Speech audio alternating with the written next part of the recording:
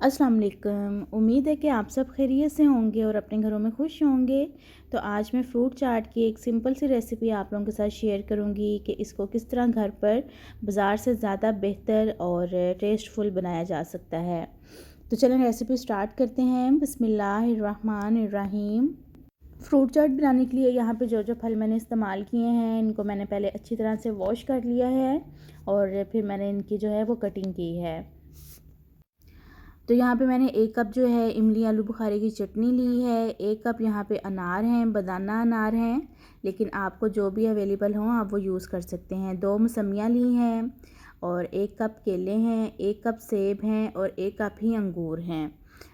और जो लोग मेरे चैनल पर नए हैं वो मेरे चैनल को सब्सक्राइब कर दें और बेल आइकन के बटन को प्रेस कर दें ताकि मेरी हर नई आने वाली वीडियो का नोटिफिकेशन आपको मिल सके।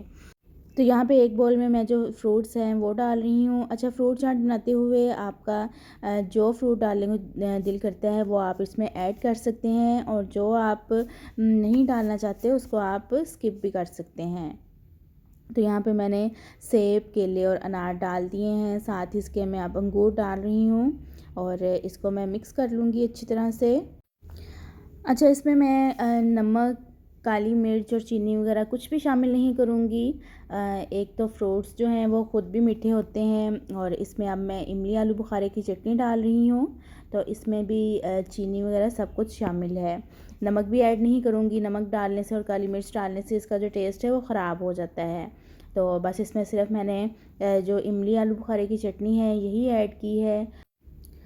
और यहाँ पे इसमें मैं हाफ़ टी स्पून जो है वो चाट मसाले का डालूँगी, क्योंकि चाट मसाले से जो सारा इसका फ्लेवर है वो आएगा।